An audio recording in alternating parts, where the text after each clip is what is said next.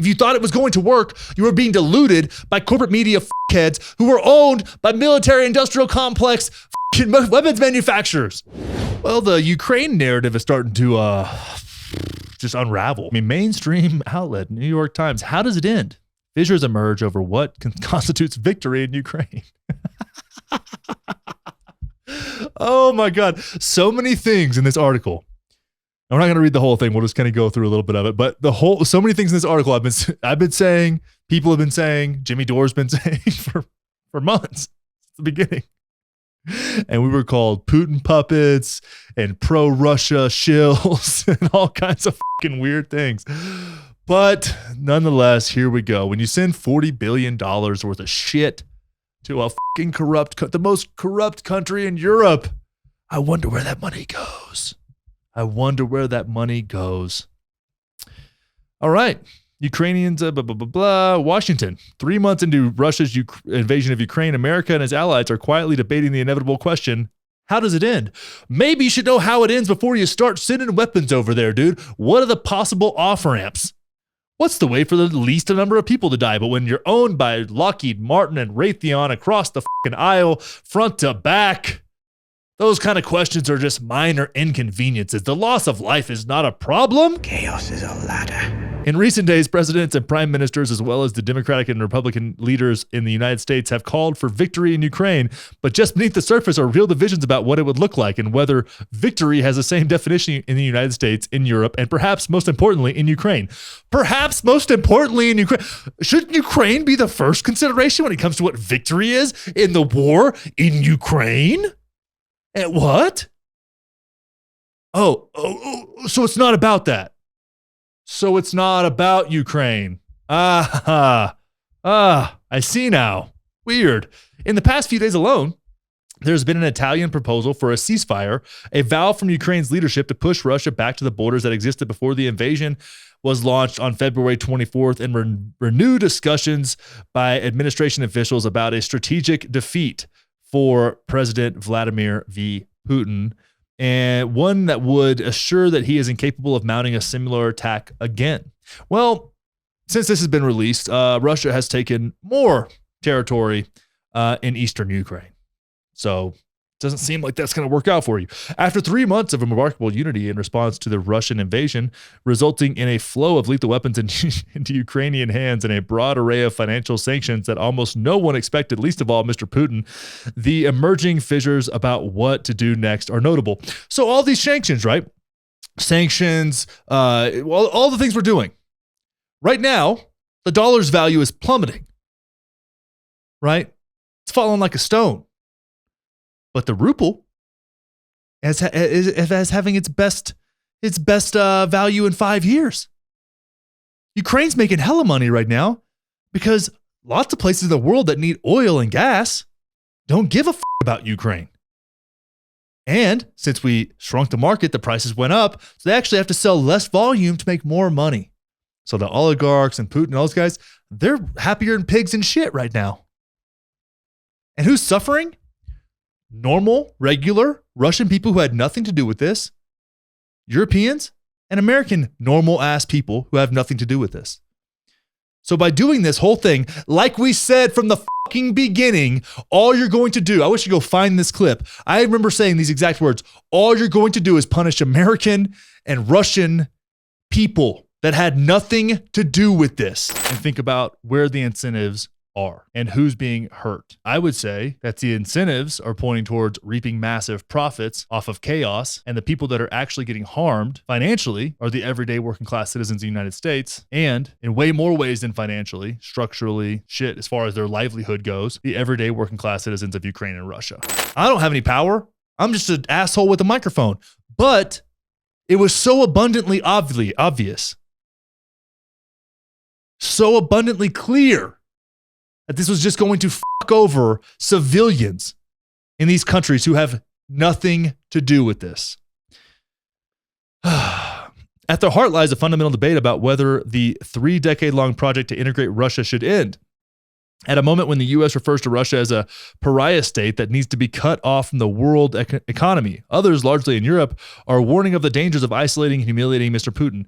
Yeah, Yeah, you take a second-class country with a bunch of nukes and embarrass them and threaten them. Yeah, it's probably not the best move. Also, talk about pariah states. Let's talk about Saudi Arabia for a minute. Let's talk about Saudi Arabia. What's going on in Yemen and how they get they're not a pariah state. They're not a pariah state at all. Why is that, I wonder? Why is it? Because there are watchdogs in the Middle East and they're of strategic interest, so we treat them differently? Strange. How?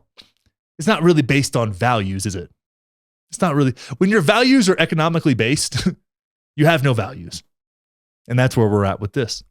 The argument is playing out as American ambitions expand. What began as an effort to make sure Russia did not have an easy victory over Ukraine shifted as soon as the Russian military began to make error after error, failing to take Kiev, and the administration now seeks to a chance to punish Russian aggression, weaken Mr. Putin, shore up NATO and the transatlantic alliance, and send a message to China too. Along the way, it wants to prove that aggression is not rewarded with territorial gains. If that's what you're trying to prove, you're doing a really shitty job. Because if I was China right now, I'd be like, let's just take Taiwan tomorrow. Let's just take them tomorrow. Why not? These pussies aren't going to do anything. What are they going to do? Send them a bunch of weapons? Who cares? We got weapons too.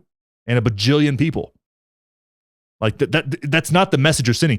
What the message you're sending is that the United States has an incompetent president, right? We went from a clown to a corpse. We're an embarrassed nation. We're economically in a shitstorm. And we have zero leverage in this situation. And again, I'll reiterate, Putin and Russia are making more money now. The oligarchs are making more money now. The only people being hurt by all of this are normal, everyday, average Russian people just like me and you. So they speak Russian. The differences over war aims broke into the open at the World Economic Forum in Davos this week, as Henry Kissinger, the 99-year-old former Secretary of State, suggested that Ukraine would likely have to give up some territory in a negotiated settlement. That he added though he added that ideally the dividing line should be a return back to the status quo before the invasion, which includes the Russian annexation of Crimea in 2014 and the seizure of parts of the Donbass. You're not going to keep the Donbass region, Ukraine. It's not going to happen. It's not happening. I'll bet everything I have you do not keep the Donbass region. Pursuing the war beyond that point would not be about freedom of Ukraine, but a new war against Russia itself, Mr. Kinzinger concluded. The fact that I am agreeing with Henry Kissinger is astonishing to me, but he's right. He's right.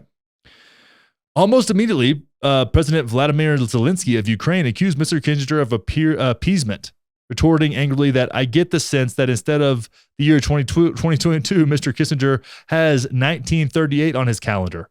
He was referring to the year that Hitler began his sweep across Europe, the event that caused Mr. Kissinger, then a teenager, to flee with his family to New York. Nobody heard from him then that it was necessary to adopt the Nazis instead of fleeing them or fighting them. Well, Zelensky, see, here's the thing. You've been shelling the Donbass region since 2014.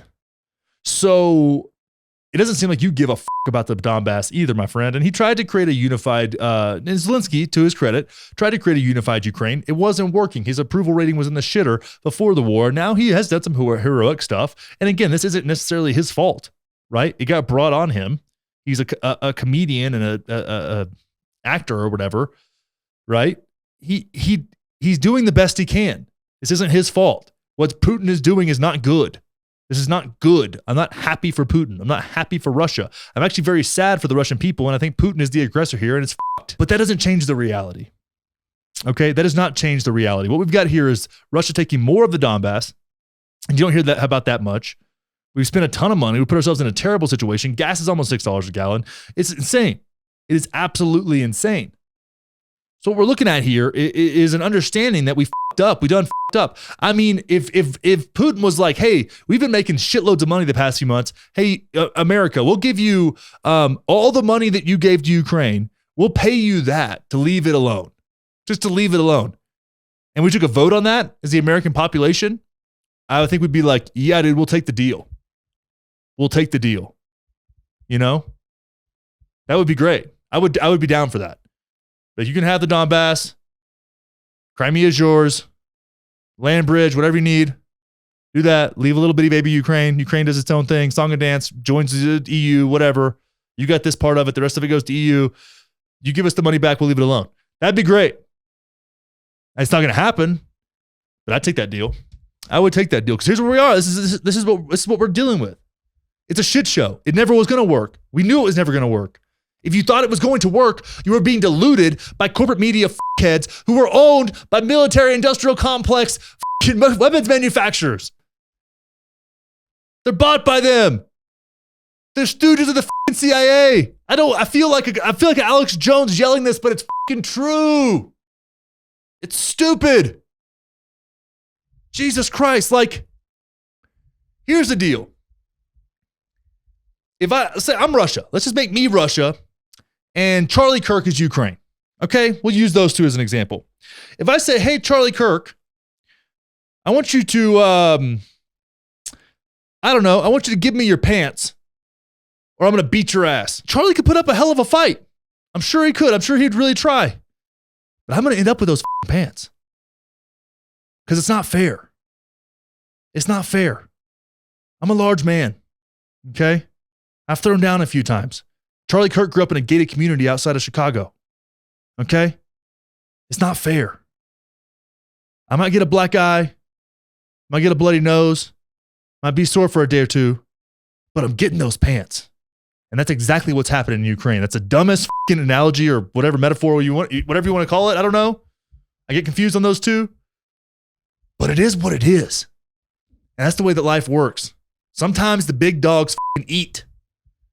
And America, the United States of America has zero high ground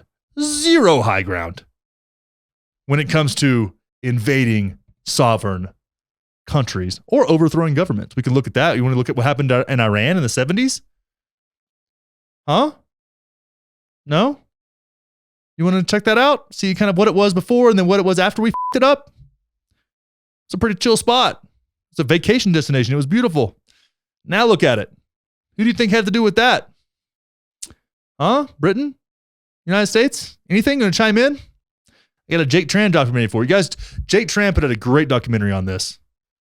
So I highly recommend you check it out. For as long as I can remember, I've wanted to be on the CIA watch list. I'm close. I'm getting there. But what we need to really solidify our place on a CIA watch list is more subscribers to this YouTube channel. So if you're into that kind of thing, make sure to subscribe. Make sure to hit the thumbs up button. Leave a comment. Let's get more views on this. I really want my phones to be tapped. I want to be treated like Julian Assange. And the only way we're going to get there is if you subscribe.